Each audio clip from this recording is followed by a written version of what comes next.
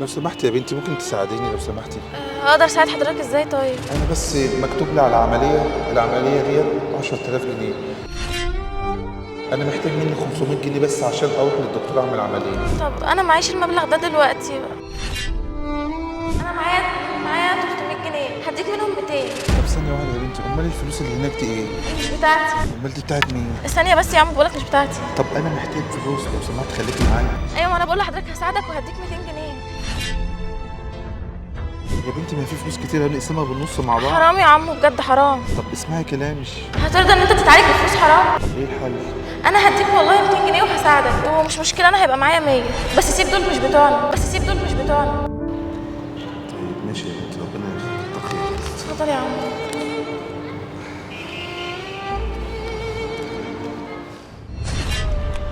بقولك ايه، ازيك؟ انا كان في فلوس واقعه مني هنا، ما شفتيهاش؟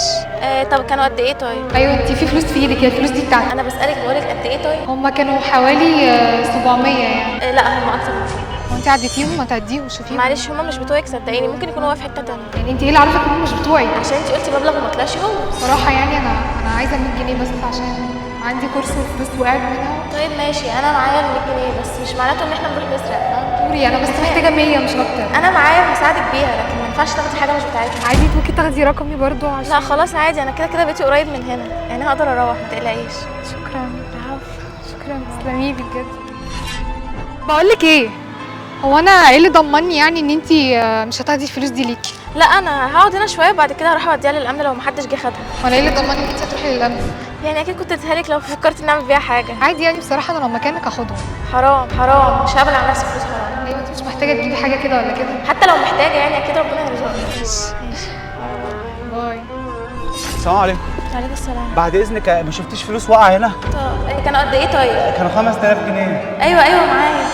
الفلوس بتاعتي. الحمد لله ان حضرتك لقيتهم. الحمد لله، تسلمي لي بجد. انا مش عارف اقول لك ايه، هم مظبوطين ولا؟ ايوه تمام. حضرتك في حد ممكن خد تعدهم. منهم حاجه؟ لا ما تقلقش، ما حدش خد حاجه. مش عارف اقول لك ايه والله، يعني ما تعرفيش انا كنت محتاج الفلوس دي قد ايه او جايه ازاي. الحمد لله ان حضرتك لقيتهم. ربنا يخليك، انا مش عارف اقول لك ايه والله. بصي بقى، انا عايز اقول لك على حاجه. اتفضل. في كاميرا بتصور، بصي ورا الشجره هناك دي هتلاقي في حد بيعمل لك باي. ودي كلها كانت تجربه اجتماعيه، وكان في بنت جات لك من شويه، وكان في راجل كبير. كل دول ممثلين معانا في البرنامج، واحنا كنا بنعمل معاك تجربه اجتماعيه بنشوف الامانه بتاعتك. بجد؟ بصي بقى، انا عايز اكافئك واديكي مكافاه. الفلوس دي بما ان انت ما اديتيش ايدك عليها وكمان دفعت فلوس وساعدت الناس اللي جات لك، فالفلوس ديت هديه مننا ليك. لا خلاص تمام، مش عايزه، شكرا. لا والله لازم تاخديها. اتفضلي، ده اقل حاجه ممكن اقدمها لك. بعد اذنك بقى، ممكن نذيع الفيديو ده؟ ممكن. اعملي باي للكاميرا.